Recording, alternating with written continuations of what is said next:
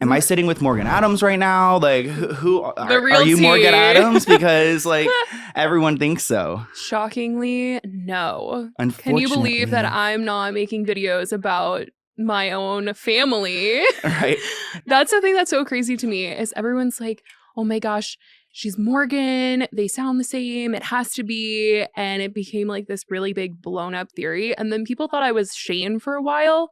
And Yeah, I was like, I saw that too. I was doing my research. Why would I be making videos about myself like in this way? I'm like calling myself out. There are actual articles out there like claiming that you could be Shane. Like one wrote that you could be like Jeffrey's a part of it too. Yes. Well, okay, because there was a video that Shane did, and it was right when my channel started. He was coming out with his series with Jeffrey. Mm-hmm. And in one of the videos that he did, like one of his conspiracy videos, he was talking about this website that you could record someone's voice, and then once it, recorded enough of your voice saying like certain sentences, you could type anything onto this website and it will formulate a sentence with the voice that you recorded. Okay. And they tested it with Morgan. Oh, so no. Everyone was thinking, oh my gosh, Shane and Jeffrey are coming out with this series. It's probably going to be on the beauty community. And there was all this speculation. And they thought that they were going to infiltrate the drama community by using Morgan's voice as a drama channel. Thus, like, it became like a thing that I was. And it led to this conspiracy. You had a lot of people ask or even just assume that you are Morgan. Yeah. Which and both. I was like, that's so crazy. Morgan's a YouTuber. Sesh is a YouTuber. But they're on completely different, like, spectrums of like the community, and she's literally related to Shane. So and how iconic though would it be if it was you? But like, it's not. I know, it would be not. So. I wish. It'd be like a mastermind. Could you imagine? I know. So let's talk about you actually confronting Morgan. No, I'm making it sound so much worse. But wait, so Spilly and I were out, and there was a moment where we were around Morgan. Yeah. How did it feel? Were you so nervous? Crazy. I mean, yeah, I thought she hated me because like. She probably, Yeah, I was like, I'm making videos about basically your brother-in-law and your brother. And I've talked about her before. And not like I'm totally bashing them, but I'm saying what's all these accusations have been and all the drama that they've been in.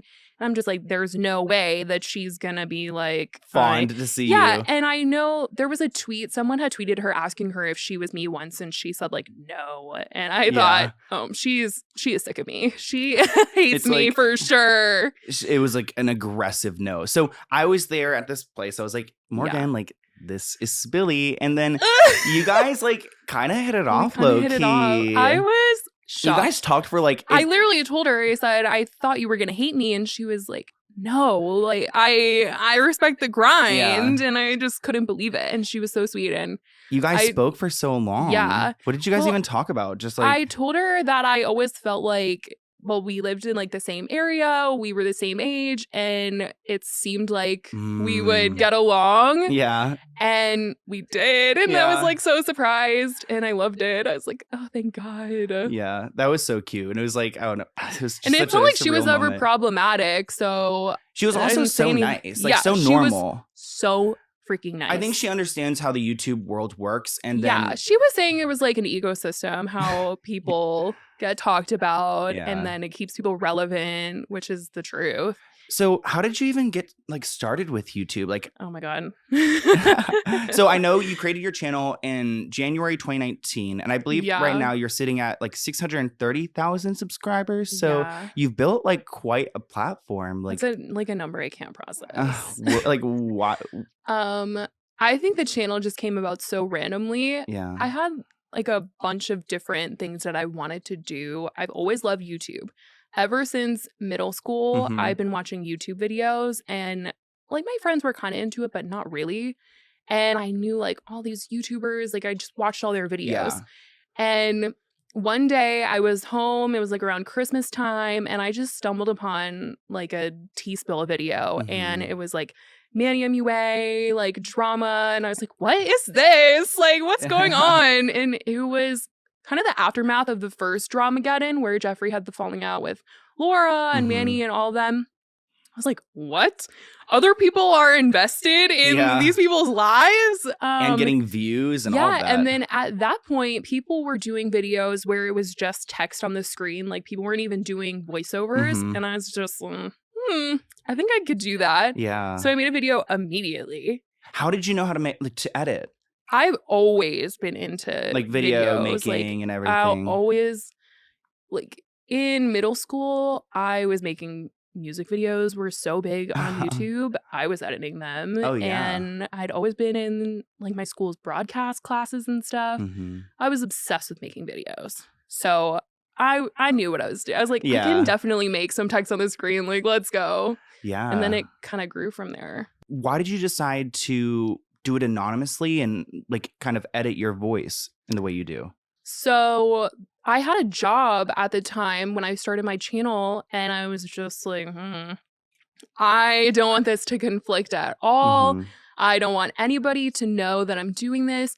And honestly, just because I feel like I've always been into broadcast, like I said. Yeah. But any time where I had to watch something back that I was in, like whether it was on camera or I was just doing a voiceover, I just could not stand it. You were cringing, just could yeah, not. Or if other people found it, I feel like I would have been a little less confident at the start.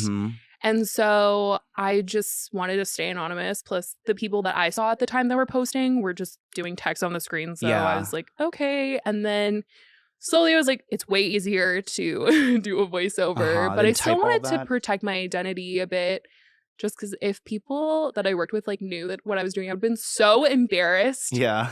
For them to just see me be kind of more outspoken and obviously really dramatic. Yeah, I'm so invested into like these videos when I'm recording them.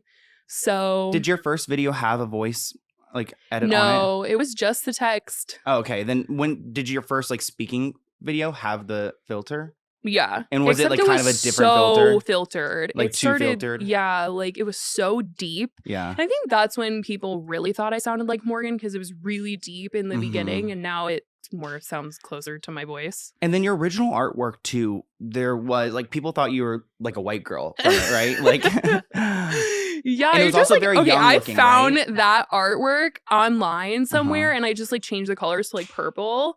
And then eventually I just got like an artist to change it up and mature it up a bit and make it cuter. Yeah, more my aesthetic instead of this like kid animation. You have always made videos though since you were younger, so you've had other channels and you've made different type of content. Experimented with a lot of stuff. And have you ever looked at it as like a way to make a career, or have you just done it? Oh yeah, as like so you've wanted this. Yes.